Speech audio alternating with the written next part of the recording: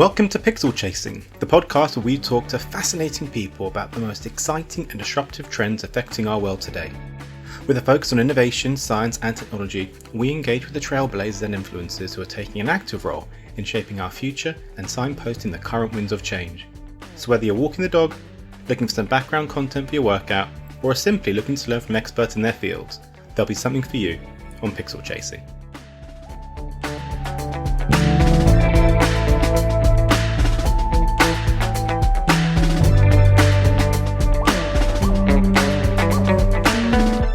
Welcome to Pixel Chasing. I am your host Michael Marciano, and in today's episode I am delighted to catch up with Lee Polisano. For those of you who know architecture, Lee will need no introduction, but for those who don't, let me tell you a bit about him. Lee is an internationally recognised architect and the founding partner and president of PLP Architecture. He's known for his urban design work, which emphasises an underlying concern for sustainability and a passion for innovation. Lee has been responsible for creating numerous award-winning buildings and is widely recognised for pushing boundaries and bringing innovation to the industry. His extensive global experience includes a focus on the luxury residential market, hospitality, high-rise, urban redevelopment and workplace sectors. He's a frequent lecturer, advises both public and private institutions, serves as a global governing trustee for the Urban Land Institute and is passionately involved with several charitable organisations. I had a wonderful time speaking with Lee, and in advance I want to apologise for what was a slightly croaky voice on my behalf and some dodgy internet. Happy listening.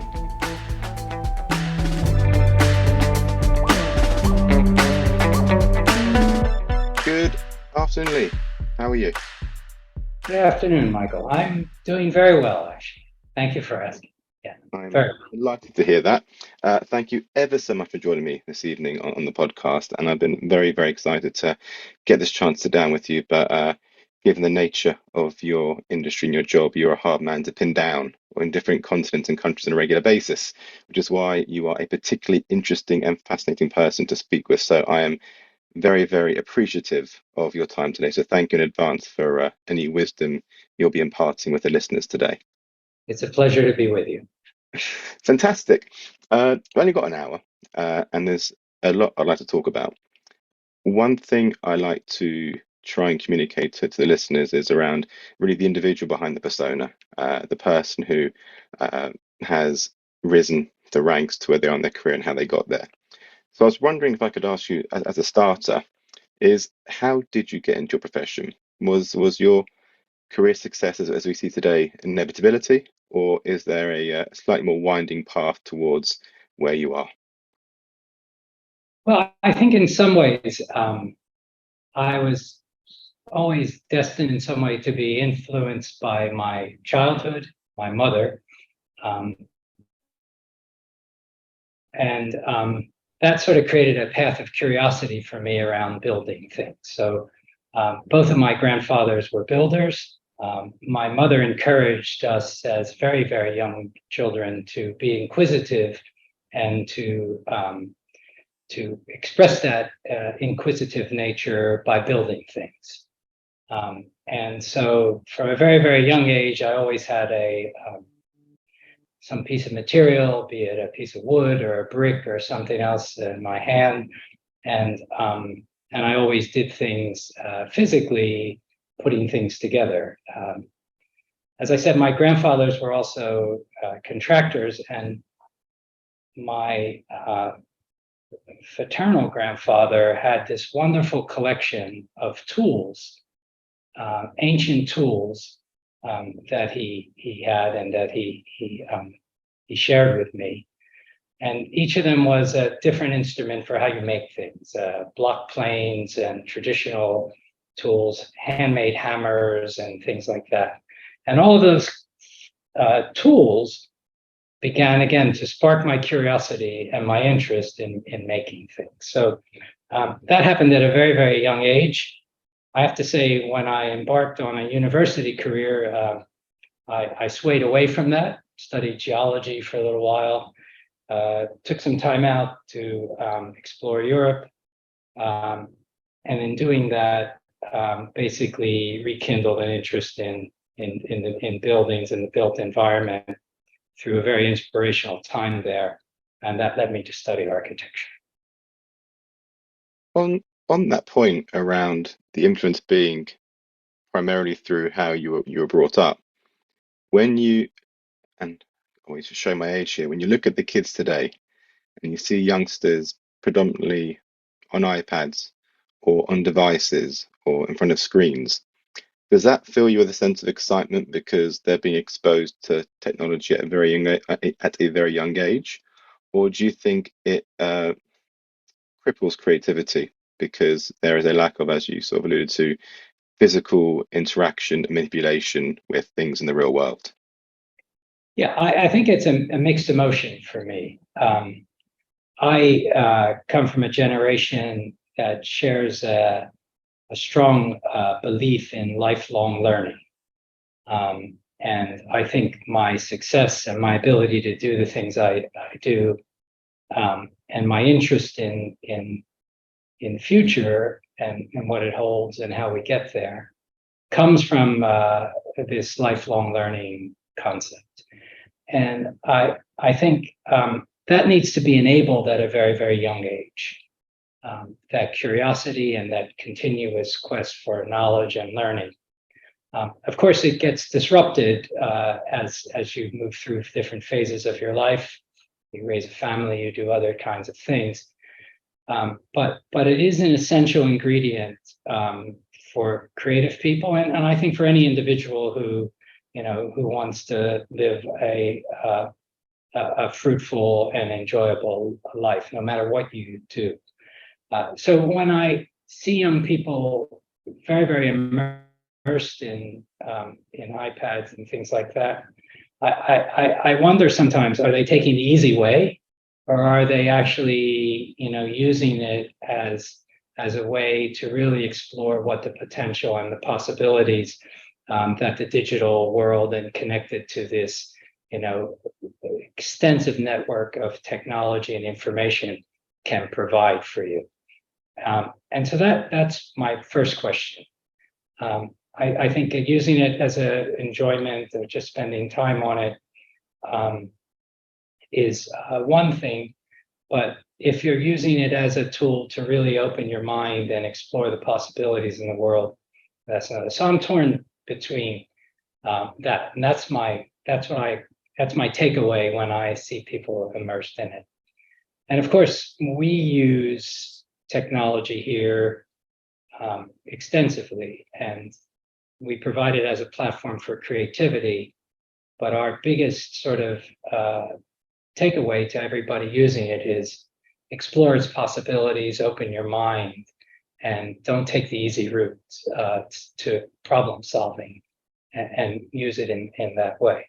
So yeah, I think it's a bit of both for me. Yeah.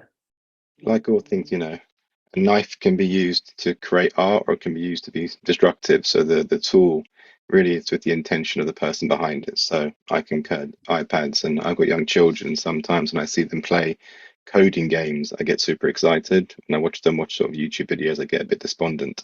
So it's about encouraging the former and not the latter. Yeah. When you speak, there's most definitely a philosophical undertone to how you have approached everything so far in this very short part of the conversation. To what extent have you brought those philosophies into your workplace? And was that always something you're aware of going into the industry and entering an environment that was very, very physical and possibly filled with many people with a traditional way of thinking? Look, I don't think you sort of come by a complete understanding of what we do unless you spend quite a long time doing it and thinking about it. And you reach a point in your career where you actually really begin to appreciate and understand the implications of creating something that uses a lot of the Earth's resources and is intended to be a permanent fixture in the built environment, for a very, very long time. And then when you realize that we as architects and designers create places that people are born in, they're educated within them. Think about a school and how many hours people spend in school. designing the right environment that also can influence the way you learn is quite, quite a point of pressure if you really begin to think about it. People live in the buildings, they grow up in them, they die in them, they're born in them. So when you think about the fact that what we do has an intrinsic impact on the lives of everybody that touches a building, and each and every one of us must use buildings to live in and to work in and to do everything else. It's impossible to do it outdoors. When you think about that, it brings with it a certain philosophical approach to how you go about, your profession. And so I look at it that way. I look at that as a responsibility.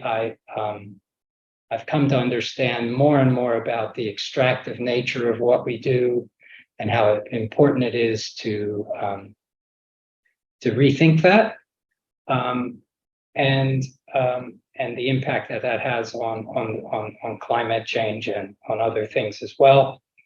But I think, on one hand, it's very, very exciting to deal with some of the things we deal with, but also it's very challenging, and I think it brings with quite a bit of responsibility. I concur with all of that, and obviously the physical space has a dramatic influence on how we live our physical lives.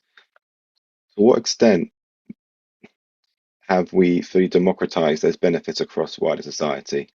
The sort of buildings that you're often involved with are not the usual, they're not the norms, and they're not where most people will spend their time working and living or playing. Is there a increasing visible distinction between the haves and the haves not of physical spaces? Those who truly do get to work and play and be in places that are inspirational, that truly improve one's mental and physical health, versus those who simply don't have access, and as a result, their lives potentially in some areas aren't as fulfilled. The simple answer is yes, but there's another part to the equation that I think we should talk about. And in our work, we don't deal just with the solids. We deal with the voids as well. And I use the expression voids in an endearing way because basically we deal with the impact of what our buildings have on the spaces around it. So, buildings create places for people to live and work within, but if done carefully and organized carefully within the built environment, they create spaces for people to use, external spaces, public spaces, and things like and civic spaces. And it's those spaces that I think are where the greatest sort of interest lies in our work. It's not just in what we do inside a building, it's what we do on the edges of the building and how our buildings create or frame public spaces and make these spaces accessible to everyone. And those spaces become sort of the backbone of society. They become the spaces where we meet our friends in. They become the spaces in which our children can play in. They become the spaces where you and I can meet, have a coffee, and all of a sudden spark a new idea and things like that. Because, no great idea or breakthrough in science or medicine or an industry has ever come from an individual sitting in a room in a building. It's come from a conversation between two people, in a place where you're relaxed and you're exchanging things. And, in that regard, our buildings can perform those roles through a different kind of spatial narrative, but our public spaces and the places where people come together for casual encounter are those are the places that really, really change people's lives and influence the quality of people's lives and things like that. So there's a lot of thought in our world and in the work we do into what those spaces and places should be like and how they become universally accessible to everyone.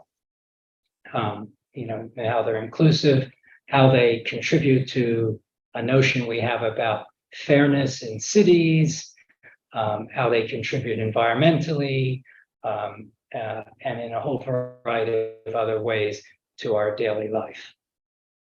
And have you seen this philosophy filter down into more the public sector initiatives? So where there are more social housing or areas that aren't as built up as the city of the West End, is this a philosophy that can withstand the pressures of stringent stringent financial restrictions, uh, physical limitations on space, or is it a methodology that really works in specific areas where there is the space, the resource, the money to deliver such an infrastructure and a public space? No, I don't. I don't think so. I think they're universally accessible to everyone. If you look at the great, sort of public health or social public housing models that have been developed over years, they have a wonderful mix of what we call the public and the private, right? And that mix has been carefully thought out to create these sort of wonderful places. These kinds of spaces take in dense urban environments take the place of the front yard of the house, right? Mm. If you have a community with lots of front yards, it brought people together. They were the social hubs of the neighborhood. The weather was nice. Everyone was outside together, coming together. If people, you learned about your friends and your neighbors, and even people you didn't know, you learned that some of them needed help. You learned that, one of your neighbors needed a job and all these other sort of things. And you could come together as a community to provide that kind of assistance and that resilience. And, that model's moved on to a higher, dense environment. But this notion of how you create resiliency in the community is centered around the spaces and places that are shared by everyone. And that's a big thing that, we think a lot about.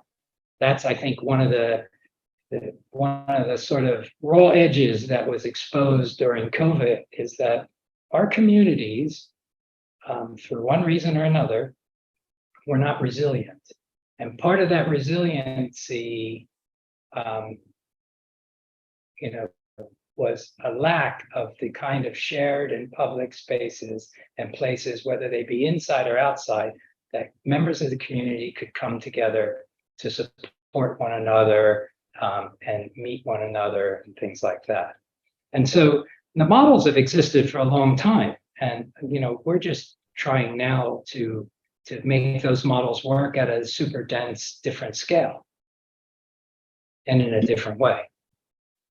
You mentioned COVID as an area that I wanted to bring up because COVID had a massive impact on the entirety of our lives, um, and to a large extent, the way we work and live. And as you mentioned earlier, we work and live in physical buildings. From a real estate perspective, what do you think has been the biggest consequence of the past few years on the built environment? What has it changed? What has it improved? Or what challenges has it brought? Well, I think we've learned that, well, I'd like to think that we've learned that the stereotypical development model that's been rolled out, in our cities, is dead. And I say that for both the office building, for a residential building, and for that any other kind, and that a new model is needed.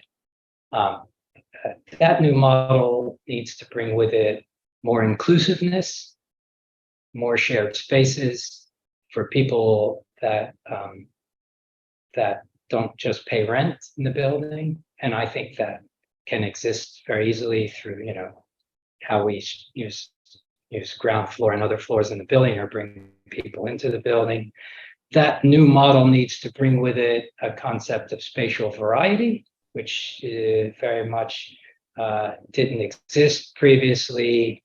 That new model needs to bring with it an underlying focus on health and well-being, and something that I call a life-centric sort of model for future development and in the urban environment.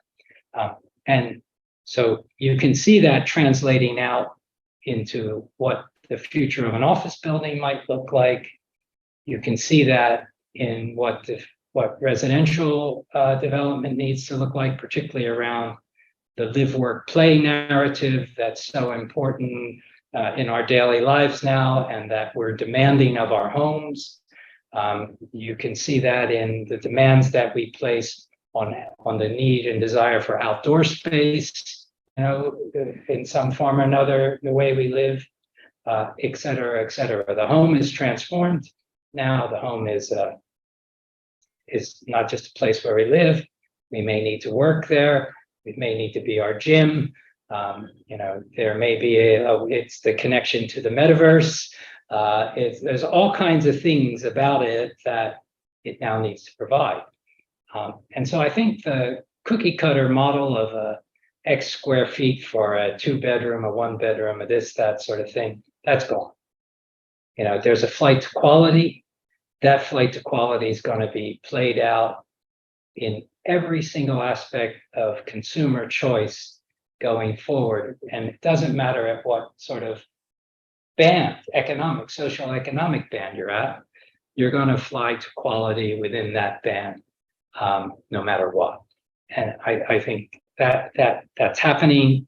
It's going to happen more and more. So it's going to mean a different approach, a different spatial model, and a different narrative around how we build buildings and provide spaces that contribute to the community, but also contribute to what we call this sort of life-centric narrative. Are there conversations that you're having with clients today, pardon me, that you were not having 3 years ago? Are there some things that when you look upon now, you think, I can't believe we weren't discussing this pre-pandemic? Something that is so seismic that it feels odd that it may not have been on the table before this all happened. Yes, they are. They're geographically interesting as to where they're occurring, but generally overall, we are having those kind of conversations with our clients. Yeah, and there's a new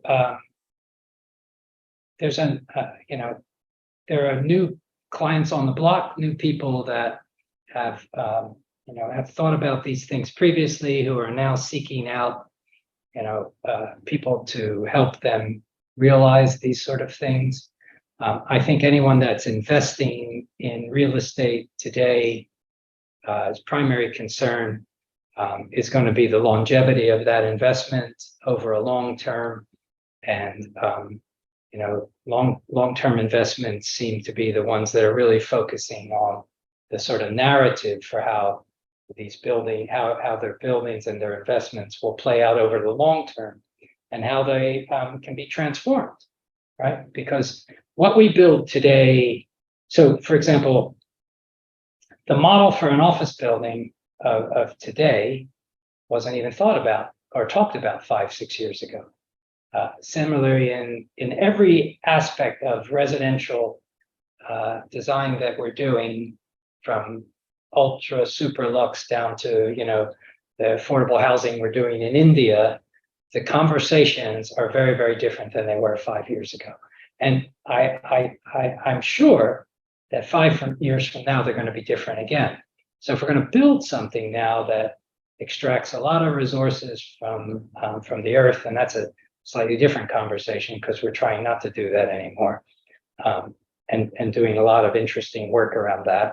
But if we're going to build things that are extractive, that do use resource, to do that, we want to build them so that we're not having the conversation in 25 years' time that we're having now with a lot of the buildings, is that they're just not fit for any purpose any longer, some of them.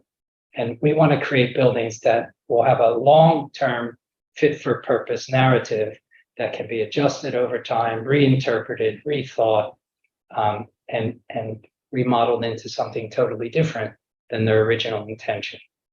And so they're the kind of conversations we're having.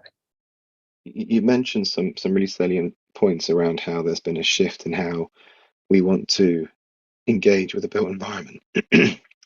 And I presume In most instances where you're instructed, it's on a new project, which gives you the benefit of potentially a blank sheet of paper.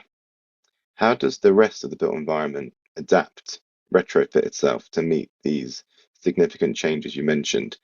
Is it really tough being a landlord with stock that was built 10 years ago, 15, 20, 30 years ago? Is there hope to bring it to this vision that you've described? I think it depends. So I'm sitting in a bespoke 1930s listed Art Deco office building in east, in the eastern fringe of the city of London right now, and it's a great building to work in. It's got 360 degrees of windows, great daylight, great volume. Back then, when people designed buildings, regardless of what they were, they thought about it. They thought about the product they were creating. They put a lot of time and research into it.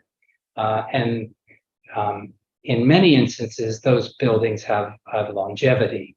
I think it's interesting that that approach also is a negative approach. If you take highly bespoke buildings that were designed for a very specific function at that point in time, they may no longer be very useful. So you've got to look at it quite carefully. But I think what happened is over time, and particularly post World War II, lots of places in the world needed to build a lot of buildings very quickly.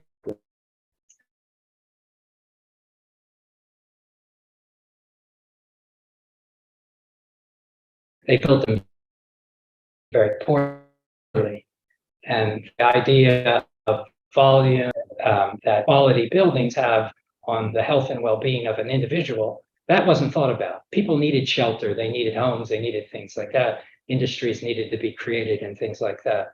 So a lot of those things, which are really important, were overlooked. Rightly or wrongly, they were overlooked.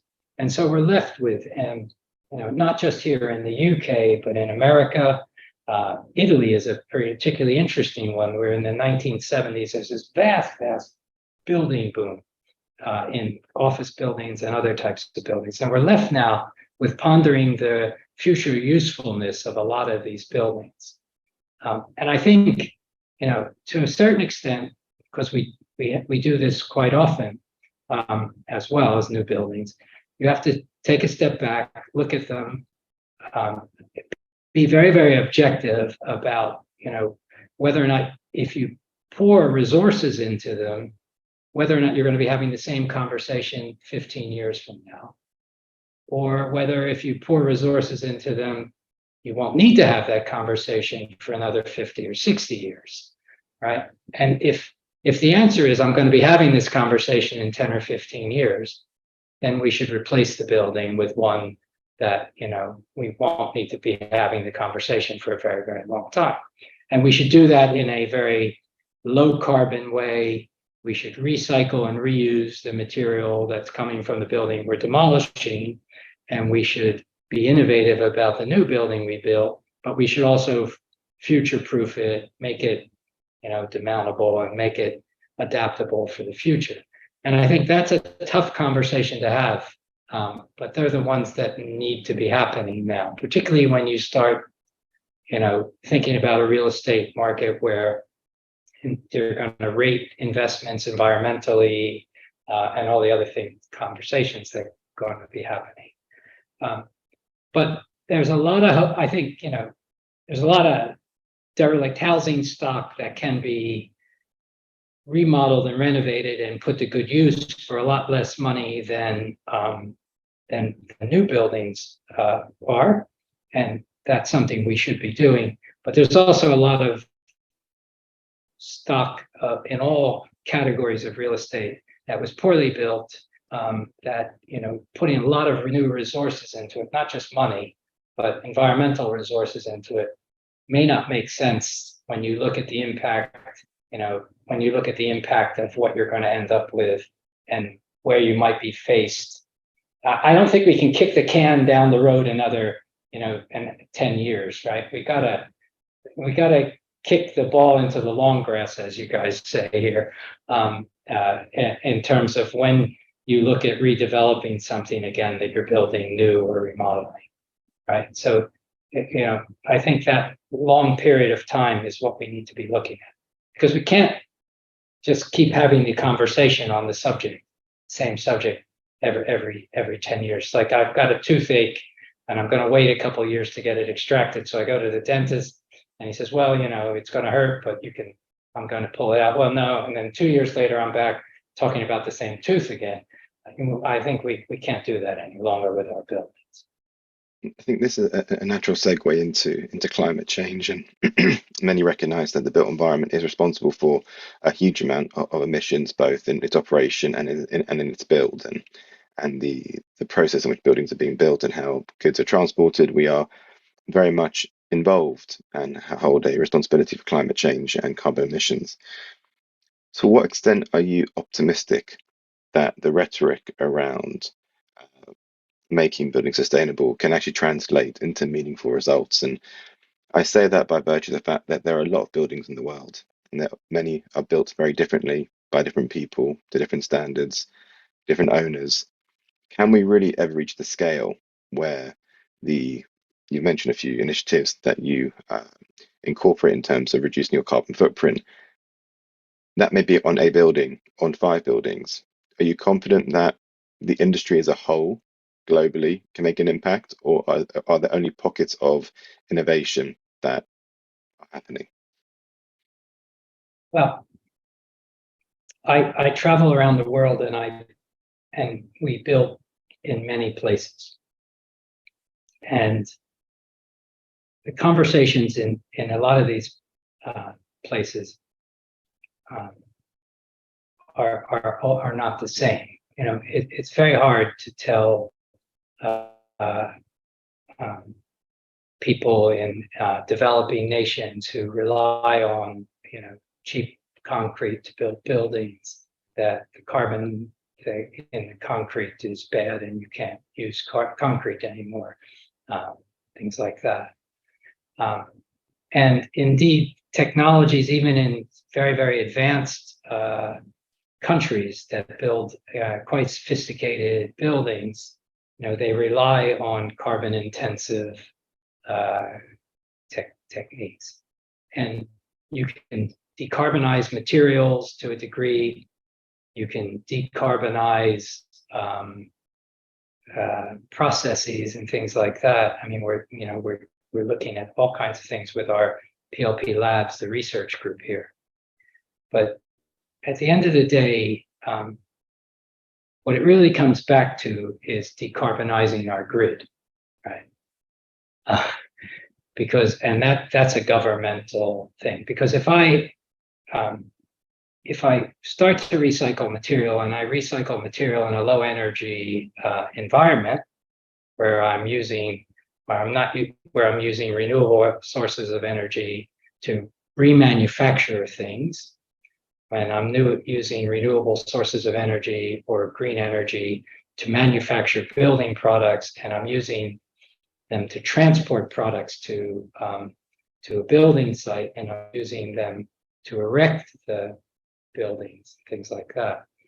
Right. So all of a sudden, I've cut a huge amount of carbon out of the cycle. Right. So I think there's a lot we can do as designers and individuals when we sit and think about making a new building that's as low carbon as possible. But what we can't influence is the upstream carbon that piece of glass. If you start to insist that those things are made in a low carbon environment, then the price becomes quite prohibitive. So the answer for me it's not a simple answer, but in part, we should be doing all of those things we're doing. And indeed, I sit on the board of an Indian real estate company, and we're working to decarbonize our construction, right? But we can't totally decarbonize where our materials are coming from and how they're made. But we can decarbonize our construction process and stuff like that. Interesting things going on by interesting people. But when it comes all the way back to it is that governments have to work really, really hard to decarbonize their grids, right? And that is just not happening in enough places in enough time. I went to a conference a few weeks ago. I was invited to one in Saudi Arabia, actually, interesting enough. And I really think that there's some interesting things coming out of the investments that are being made there around hydrogen and alternative sources of fuel. And it looks like there's going to be a great many breakthroughs in those sort of things in the future. But we can do a lot. But I really, really have come to the conclusion that we need our governments to work to start to really start to decarbonize our grids. And I guess to an extent, the UK has made reasonable strides in that. And so that's I guess on the positive side. But look, I think the climate change thing, we've hit a tipping point already. I don't think we're going to be able to reverse that. The question is how we cope with it, how we adjust, what we do to build our more resilient cities, and how we don't hit the next tipping point or the third tipping point, which will make a lot more things that are happening now irreversible, and will make urban life as we know it a very, very different. So it's here to stay. The climate change stuff, and we need to just accept that, but we need to understand why it happened, and we need to avoid that next tipping point and the one thereafter as well. And you made a passing reference to PLP Labs, and clearly technology plays a huge part in how we can innovate to adapt to climate change and also minimize our impact on the climate. How did that internal or linked part of the business evolve? And I suspect as part of your lifelong learning that is innate within you, and always being aware of trends and technology. How did that manifest into something meaningful? And can you talk about what it does in a day-to-day sense? Yeah, I think it came out of we have a group here, very fortunate to work with a lot of talented people, but they're also very curious people. And so the research group helps, spark that curiosity. But we also found that it enabled us to have access in a collaborative way to really, really bright minds around the world. Because if I come to you and say, Michael, I want to collaborate with you on a research project, you're going to open your mind and your heart and your just things you've been doing in the spirit of a collaboration that's open and that's open source and that has a lot of benefits down the line. If I come, if I'm seen as a competitor to you, as another architect or another someone trying to steal a piece of commercial action, well, then the door is closed, right? So the lab side really is a way to basically say, look, we want to have open dialogue, open collaboration. We'll contribute resources, time, money, whatever it takes to help with this collaborative process. And it's opened up an enormous world to us where we've got this great thing going on with the University of Cambridge around low carbon materials and timber. And we've got this brilliant PhD student, or she's no longer a student, PhD doctorate, who has just finished her PhD, that sits in our office in our studio a couple of days a week, and we're talking to neuroscientists, and we're doing things using wearable technology to assess the impact of health and well-being on people, thought pieces around culture and art and all sorts of other things. And it's raising, it's helping us, it's helping our clients. It gives us a lot of things to talk to our clients about, but it also allows us to publish thought pieces that people can comment on and people can learn from, and people can come back and say, look, hey, I have an interesting idea around that. Can we talk about it? And we've just finished a really interesting set of projects for LG, the consumers, the Korean company that designs huge numbers of consumer products, and we did that around things for the home, and it was particularly interesting because our role was to help them design a new generation of TVs. But to do that, we had to learn all about the way people live and how they use a TV. And it led us to do all this research, the labs guys do all this research on the way people use their homes.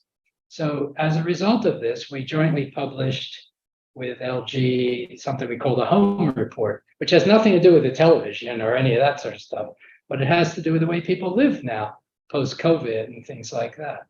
And so that kind of research-based approach to design has a huge collateral benefits we've found. So yeah, and it's very exciting for us. And I have to say, it's an attractor to our practice. People are really drawn to it as a place that they want to spend some time. And, so and in that's another addition, benefit. I mean, it sounds it, and I think, and I know people can't see you, but there's a visible enthusiasm that comes on your face when talking about it, and it seems really exciting.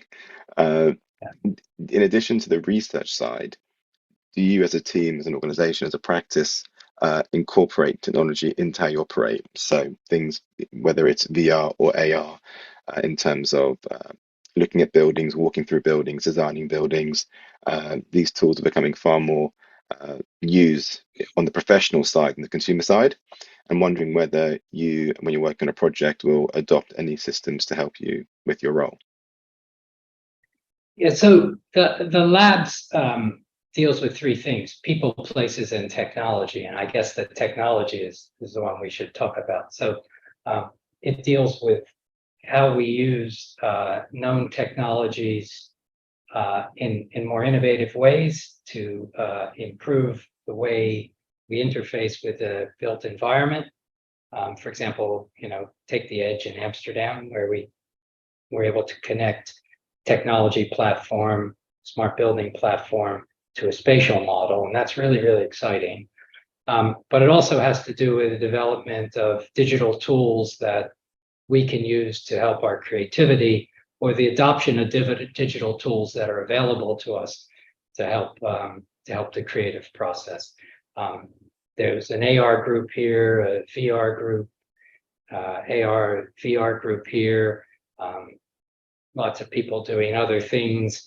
You and I met around a discussion on the metaverse, and we're quite interested in its potential as a learning and information platform for what we're doing. And so yeah, there's a lot around technology that we embrace. We do not think of it as a problem solver alone on its own. So I mean, we think of it in our buildings as something that, if it's connected to the right spatial model, it can be a very powerful combination. But if you have the wrong spatial model and the most innovative tech platform in it, it's not going to be a great place to be.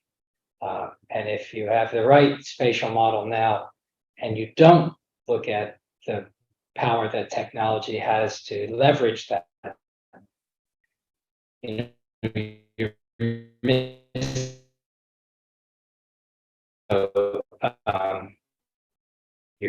could to the right sort of technology and technology platforms and things like that. So yeah, I think the combination of the two for us is really quite interesting in our work, and getting there and using technology to help conceptualize that and visualize that is something we're very, very, passionate about. And for me, it's interesting because you know, there are a number of generations that are younger than me that are far more versed with it, but as part of this sort of lifelong learning uh, uh, issue, I think is very interesting for me personally as well. And you touched on it, and very disappointingly, we're reaching the end of our conversation in a few minutes. I do want to touch on the metaverse. It has many definitions, and it means many things to many people. Uh, if we just refer to it in this sense as individuals uh, engaging in virtual spaces, what about that interests you, or what about that creates an interesting conversation starter? So I think for me, the interest is in the word engagement, right? And that's where I become curious about it. And obviously, you can, we're at a point where that whole industry is at a point where you can imagine the potential of that sort of engagement. It's like everything else. It's like, look at how much the smartphone has changed in 10 years time or something like that in terms of connectivity and engagement and things like that. And you can dial back to almost any kind of emerging platform or technology uh, and just understand how, if it's, if there's enough investment in it, if there's enough interest in it, and there's enough exploration around its potential, it can have huge other types of applications in the future. So the engagement side is where I first became really interested in it. And I guess in part of the work we do, a lot of the luxury brands and other people that we work with using it as a point of engagement for consumer engagement, things like that. What sort of began to spark my curiosity is its potential. So, if you pause for a moment and think about what we do, um, designing and building a building, physical side of it, it takes a long time. It takes a very, very long time. And explaining it and the benefits of it, and also exploring the potential of it before it's built is limited unless sort of take the sort of physical and merge it with the digital, right? So this phygital type of thing. So for me, I'm quite interested in it as a form of engagement going forward as part of a creative process, but also as a place where you can test, explore, and debate new and different ideas around the built environment. And we're not there by any means yet, but that's where I'm sort of hoping to. That's where my interest and some of our interests kind of lie in it.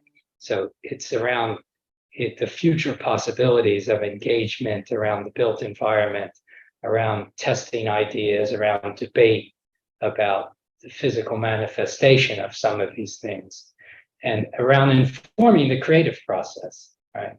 I mean, we have clients that in some of the Southeast Asian markets that are using the metaverse as ways to connect with their potential buyers of, residential properties and things like that.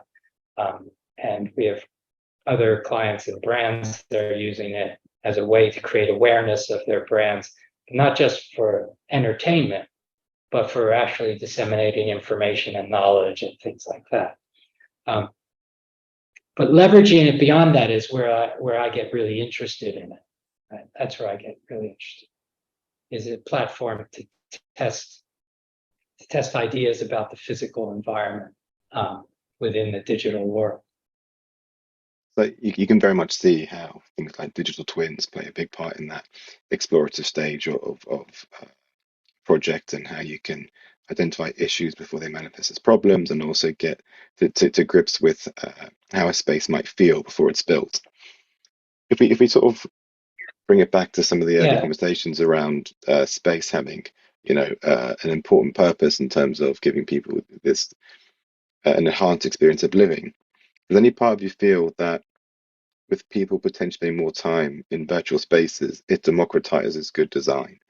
That I may live in a small space that isn't aesthetically pleasing and doesn't inspire, but potentially I could put on uh, either an augmented reality headset or a virtual reality headset and get to a point where I get to experience world-class design, which otherwise would be foreign to me. yeah, I think that's part of a learning process. I don't know, that may change your life for a short period of time, but the other thing that can enable you to do is to become a commentator on those sort of things and to help inform, you know, to help inform design of spaces that aren't super luxury, right? And that's where I sort of, I think it can do all those things that that you say, and that's a moment of enjoyment and experience and learning. But I think it can also go beyond that. Whereas if I'm someone that's taking part in that kind of an experience, I may have some very good observations, and I should have a way of communicating them to people who are involved in actually creating the physical manifestations of these. Because we from learn from lots of different uh, sources. And, as I say, one of our biggest ways of learning is through having conversations with people. We learn from having an exchange of ideas with one another and with conversations with one another. And I think if you think about, that's limited to being physically accessible to have these conversations. Whereas if you can have these kind of conversations with a wide variety of people from around the world, through putting a headset on and connecting into the metaverse and being able to look at things and debate them and experience them and transform them. It can contribute immensely to a knowledge bank that we need to design future buildings. It's hard to know how much of the future is going to be virtual, how much is going to be physical. Um, you're still very much designing spaces that encourage human interaction. I suspect you don't see a future where human interaction is ever superseded or improved by virtual. I Yeah, that's a tough one for me, because my work is so much about the physical at the moment.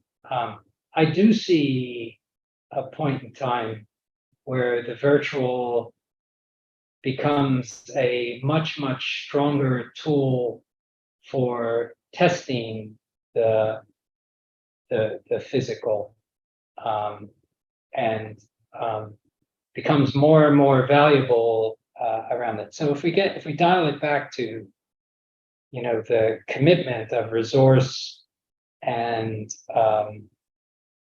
environmental impacts and all the things that the act of physical building has on a city or on the environment or on the planet.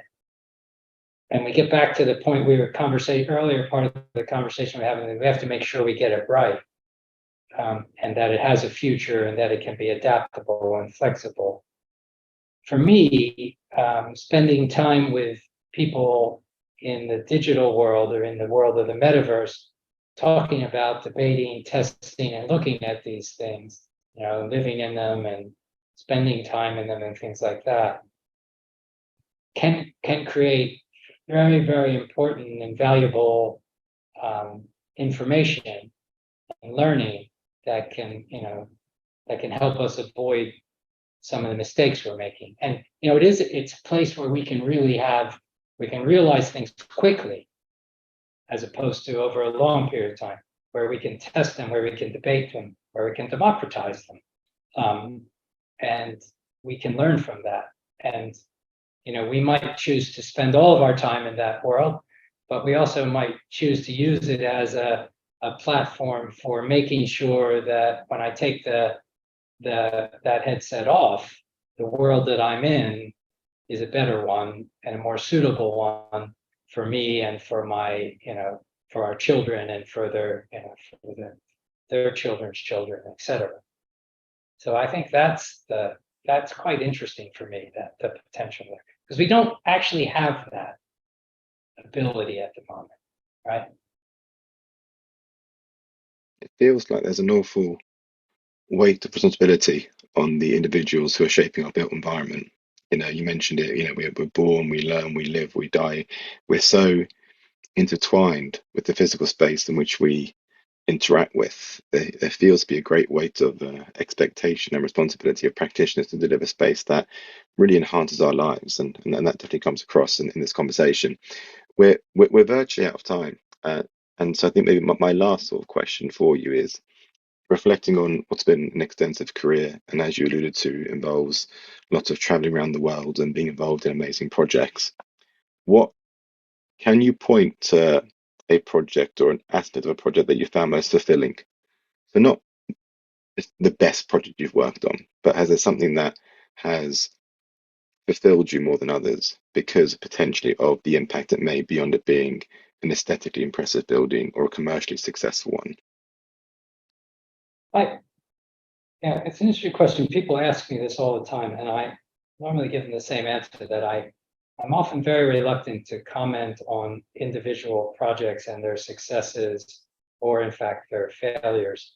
And my greatest enjoyment out of everything uh, we do and I do is seeing how the buildings that we do contribute in a small part to a larger assemblage of buildings and spaces and places and communities. And that, for me, is where I get the most enjoyment and the most reward. We spent 15 or 16 or 17 years, long time, working on a development in the city of London, where we started as a master plan, and then we built, one building. It's called the Heron Tower, and we envisioned a series of other things happening around it, and that's now finished. And that the spaces that are around these buildings that we created are going to become, over time, highly used, highly desirable, highly interesting places for lots of people to use and to meet in and to enjoy. And it's become a sort of really, really small contribution to a larger, infrastructure and ecosystem of spaces and places in the city. And that's kind of really rewarding. And in a similar manner, some of the things we're doing at next to the Tate Modern at Bankside Yards, there are 8 spaces and 8 buildings. And for me, the rewarding part will be the sort of the collection of them all and the contribution they make to the area. Similarly, things were like that we're doing in Tokyo. We've got a really interesting building in Singapore where every person that lives in the building lives in their own garden, right? Wow. And so that's kind of where I get my delight from it. And in Tokyo, we're making a project that's connecting one part of the city to another part that's never happened before, right? And a new 2.5 hectare public space and things like that. So those are the kind of things that are really exciting for me. So it's less about the individual actor or building. It's more about the contribution with the mix. We're having interesting conversations, rethinking how you build forms of social housing in India right now, with very, very interesting entrepreneurial individual there. So those are the kind of things that are exciting. there are a few industries that impact our lives so much as real estate, and there are a few people who are as influential on that industry as someone like yourself. So I really appreciate the hour you have given me. I could have asked 1,000 more questions, and that flew by very quickly. Thank you for all the candid responses and for providing me with a lot more insight into not only what drives you, but what is clearly the themes that permeate your business and how you operate. So thank you very, very much for your time. It's been a pleasure talking to you. Thank you, Michael. It's a great pleasure talking to you as well. Thank you very much. Thank you.